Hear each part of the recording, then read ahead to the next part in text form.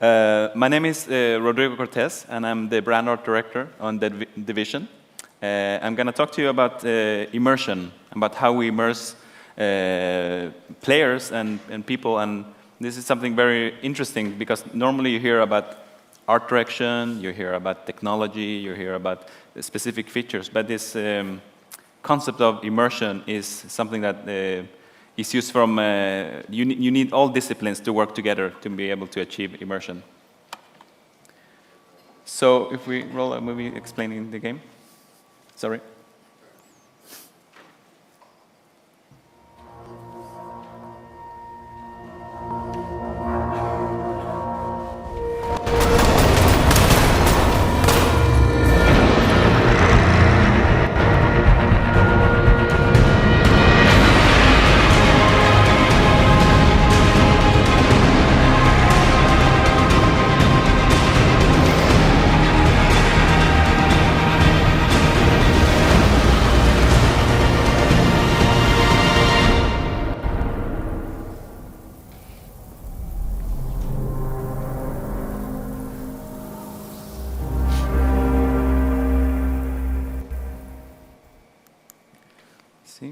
So what is The Division? The Division is a new entry to the Tom Clancy franchise where you play one of a group of agents that is specifically trained for a pandemic, and they're based on civilians like you and me, but they get this special training and technology so that they can cope with this situation. In the case of The Division, it's also based on New York, and the events that happen around New York. It's developed by Massive, a studio that is a part of Ubisoft, and with the help of Reflections and Red Storm Entertainment, the original creators of Tom Clancy games. We also use the Snowdrop engine that is developed for this game and for new generation of games that is coming also for Xbox One, PS4, and PC. And there seems to be a weird transition here. I think the whole presentation actually died. Oh. So what do we want to achieve? We want to immerse the player at all times, and it's about doing complete immersion. And like I said before, you need to have different disciplines and a very strong passion for this, and you really want to do something that I don't think has been done before, especially for being an RPG game. And how do we do it? So we have a little agenda here of the different parts I'm going to talk about. First, that we have a dynamic world. The world is not static. It's always changing and moving. And we care about the little things as much as the big things. And then at the end, it's going to be about how you read this world and how you interact with this world. And everything that I'm going to talk about is to achieve complete immersion. So first of all, a dynamic world. What do we mean with that? It's a world that is not static, and it's almost a world where you actually don't have to even interact in the world, and there's still things going on. That's the feeling we want. We want to immerse you completely. So we have some examples. First, a living world. There is so many details going on to create a living world. And in this case, for example, and I think nobody actually even noticed this, is that you get snow on the shoulders of the agent when you're outside and it's snowing, and when you enter inside, it melts. And it's been in both our demos, and I don't think anybody even picked it up. And that's the kind of detail we're aiming for. And this goes for everything, for animation, for physics, for effects, always going for the things that make up the whole image without actually thinking about it. Contrasting this, we have a huge open world. It's at least the biggest game we have created, and it's incredibly big and detailed, and that's a challenge in itself. But at the same time, being in this world and don't have loading times, don't have waiting for maps, don't have to do, it's also a part of the immersion, that you're being in this world and you're living through the crisis, and nothing to stop you from exploring it. At the same time, we also have a lot of dynamic things going on here. We have a live or a day-night cycle going on at all times. We have weather systems that change all the time, and so on. At the same time, this whole world needs to feel alive. It's almost like it's breathing. The weather affects everything. We have the shaders. We have the textures. Everything is made in a way that it feels that it's actually there and it is alive. And then we have this thing, the corridor that I got from the internets today. And this is just an example of how the world reacts to you. It was picked up by people, but this is just one of many things that we do where the actions of the player is affecting the world, and what you do is you don't feel like you're this vessel in a world. You actually feel that you are part of it, and this is just one example. So let's start with the major things. We have this amazing city, which is New York. And when we made the decision in the beginning, we thought, yeah, it's a perfect city to showcase a pandemic. And then we actually started looking at it, and we saw it's incredibly big. So we needed to build a system to be able to cope with this. So building an icon, because this city is just not a collection of buildings, and it actually has a soul, and we needed to replicate that.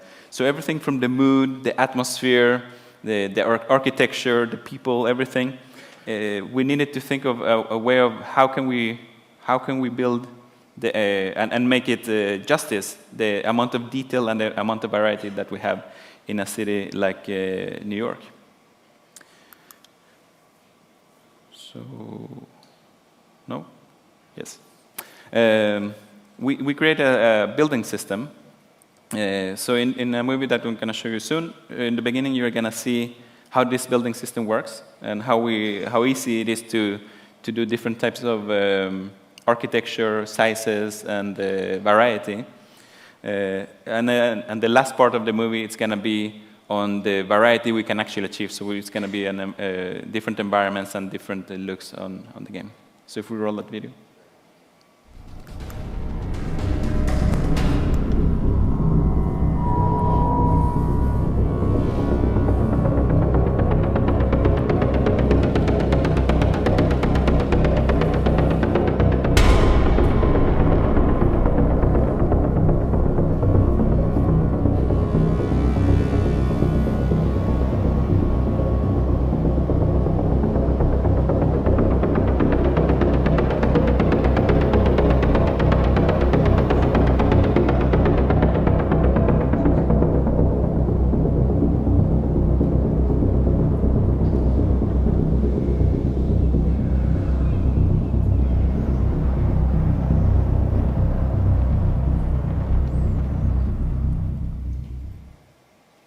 Pretty cool, right? Now we have this, we're able to build this world, we're able to populate it with the data we want. Another part that is as important is the light. How does light affect this world? To be able to sell a believable scene and make something that feels realistic, we took a long time to look at how lighting works. And not only lighting that is static, which is like what you could see, like the best lighting that you could see in the last generation was static. Now this generation, when we have more power, we can do more things. And one of the things we're doing is dynamic lighting. So to be able to feel completely immersed in this, and to have a different experience for each time you play. So in the video, shots showing the volumetric light and so on for this. So if we roll the video.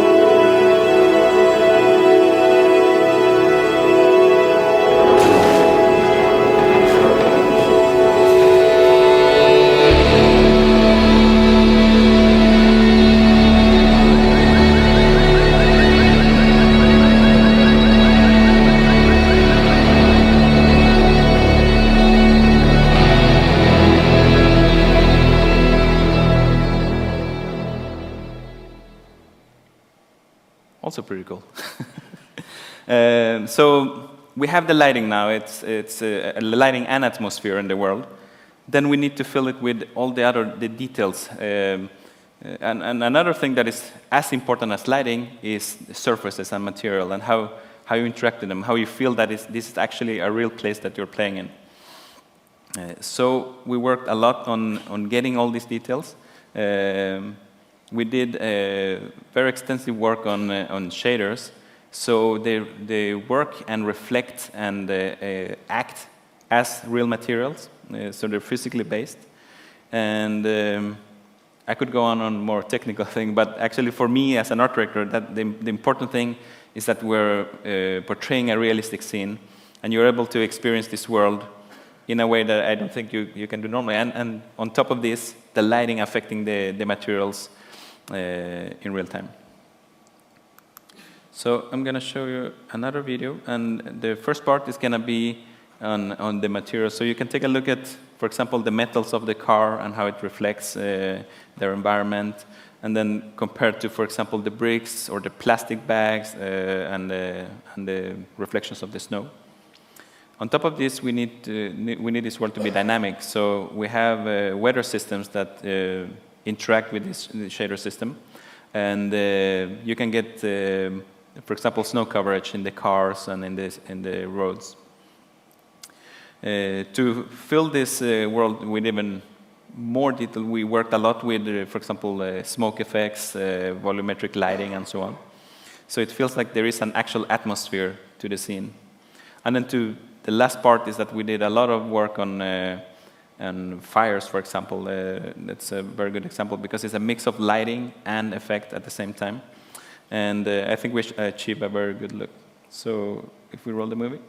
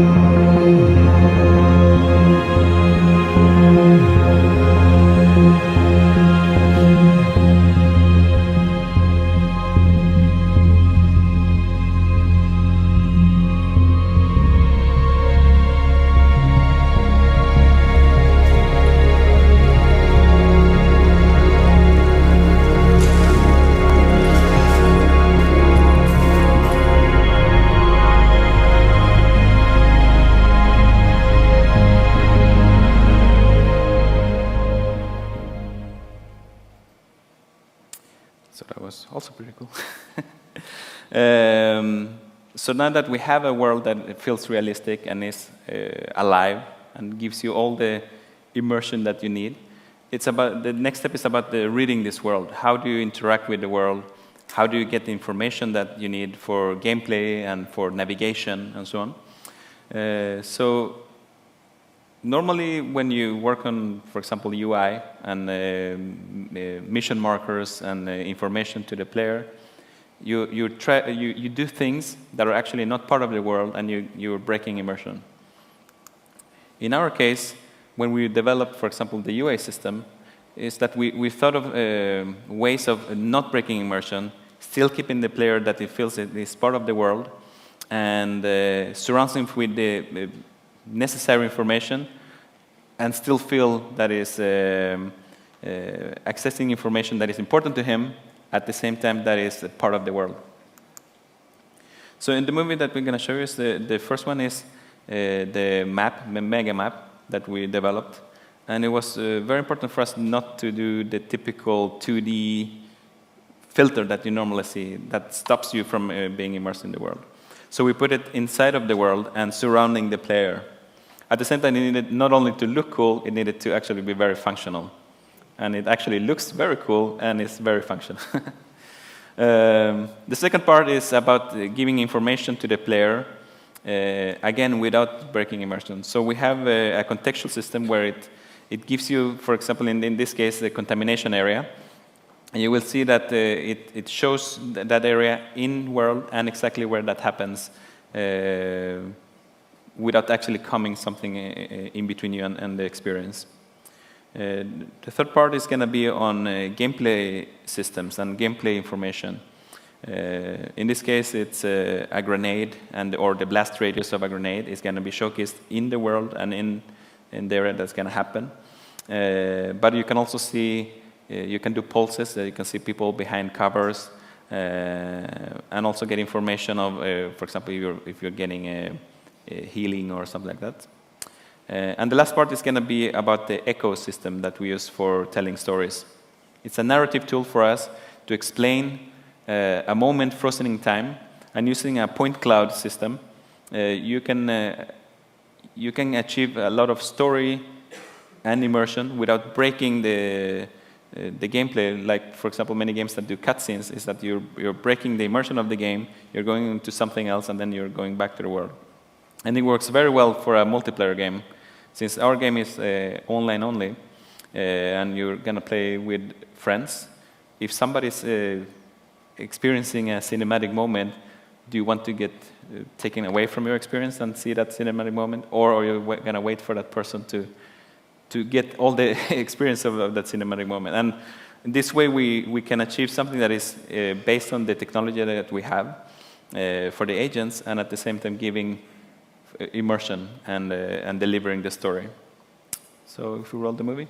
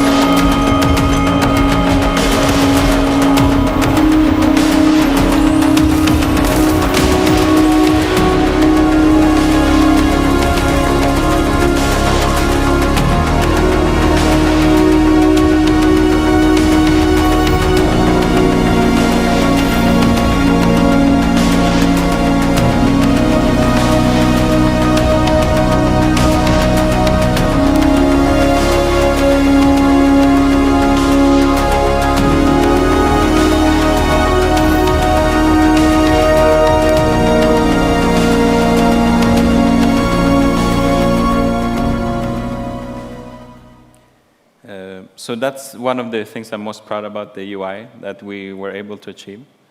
But actually, everything we work on from the very beginning when we started is this very concept of immersion. And we have, for example, so many other things that is part of it. Like, for example, I think we have the most advanced destruction system in any game right now. We have one of the most amazing lighting, and also works in real time. We have actually every part of the game is incredible, and we did all of this not because we wanted to do any specific part amazing. All of this is going to the concept of immersion, that we want to deliver a story and an experience to the gamer. So especially for being an RPG game, where it's a lot of information, there's a lot of tactics, there's a lot of things that can very easily get cluttered. We wanted to give a new way of delivering this. And it can only be achieved with the help of the whole team and all the disciplines. Everything from sound designers to artists to programmers, and all working together and on all the different systems, we can achieve this. So I'm actually very, very happy that we were able to do this, and I really hope you can soon enjoy the game, as we do every week.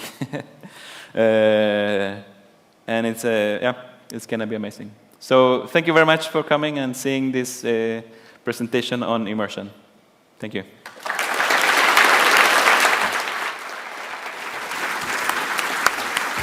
Thank you Thank you so much for your time. Thank you for sharing the game with us as well, and thank you for coming along. I hope you enjoyed it. Next up, we have Heat Signature. I hope you can join us for that too. That's 2 o'clock. If you want to come to that, you need to go out and queue back up again. But yeah, hopefully I'll see you back in here in a tick. Thank you very much. Bye-bye.